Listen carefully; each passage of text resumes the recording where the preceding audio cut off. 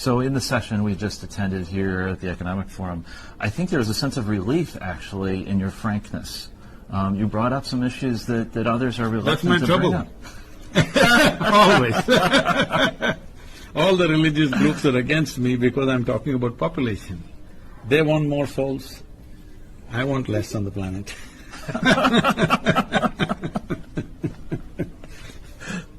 It may look like there are many problems, but actually there's only one problem. We are nice, but we're just too many.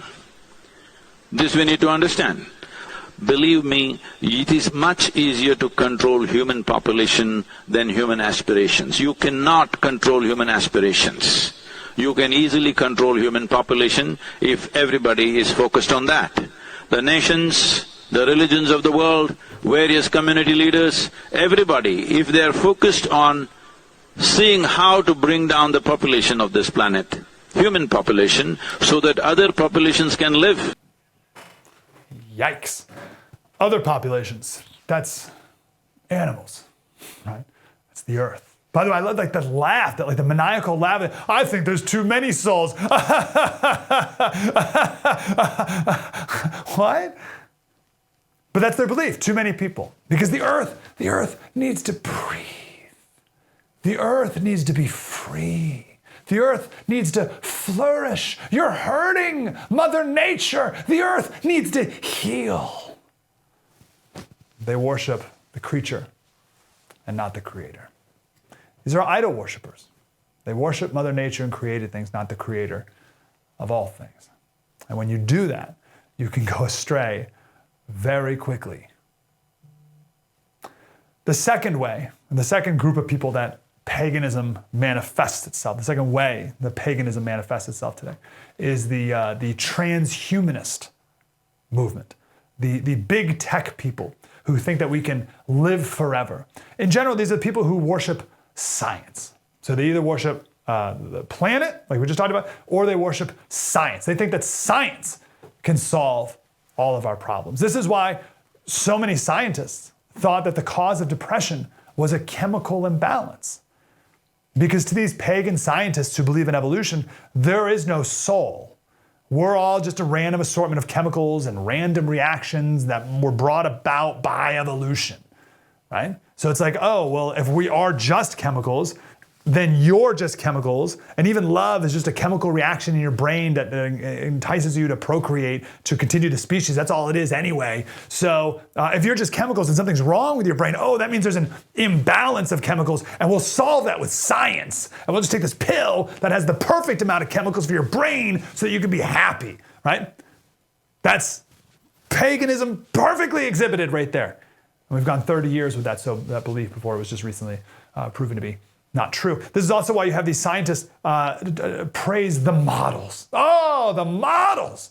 They always believe and worship their models. They have models for COVID. They have models for global warming. And they've made these advanced models. You wouldn't understand, but they worship them. And they put this algorithm together, this formula with different numbers that they throw in there, and they say, oh yeah, here's how many people are gonna die from COVID, but if we have this many people wear masks, then we'll, oh look, we'll reduce the number of COVID deaths by this amount. Oh, so says the model. Oh, the model. And same thing with Sri Lanka and the Netherlands and now Canada. Canada just reduced their fertilizer use, or the Canadian government mandated that farmers reduce their fertilizer use by 30%.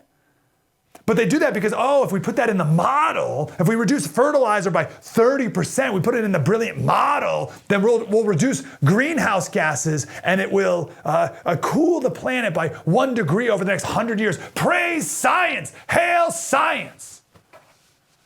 Just a bunch of pagans. And I'll tell you the truth. It's hard to hear. Read a book. What do pagans do? What do all pagans eventually do? Well, the same thing that pagans have always done. They kill babies. They eat each other. They have sex with anything that moves. Because there's no rules anymore. There's no rules.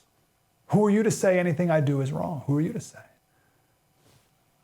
I always laugh at that too. It's like, well, who are you to say? What do you mean, who am I to say? I'm a person who wants to live in a properly functioning civilization. We need to be wise, have a moral code, and enforce it with the law. Oh, but separation of church and state. You got it backwards. Right now, Christians have no influence in our government. The pagans do. We're run by pagans. Pagans who want to sterilize your children, for instance. It's all part of their pagan death cult. They have their own moral ethic, no question, and they are enshrining it in law. And then they have the gall to tell you, you can't legislate morality.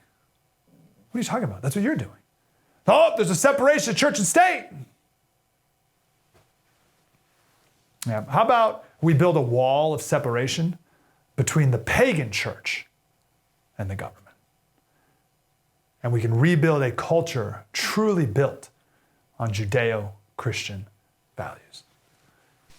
Separation of church and state. You know, it's not in the Constitution, it's not in the Declaration of Independence. Where did that term come from? It actually is before Thomas Jefferson. We need to understand this. Why? Because we live in a pagan culture, and the pagan church is imposing their morals and values on you. And if you try to do anything about it, oh, there's a separation of church and state. It's like, no. You guys got that completely backwards. Abortion, gay marriage, transgender kids, what is going on? We need to fully understand the true meaning of separation of church and state. It's the opposite of what they tell you it is. That is on our special right now, Separation Church and State, available on our app, the First TV app. And you can download that on any app store and at thefirsttv.com.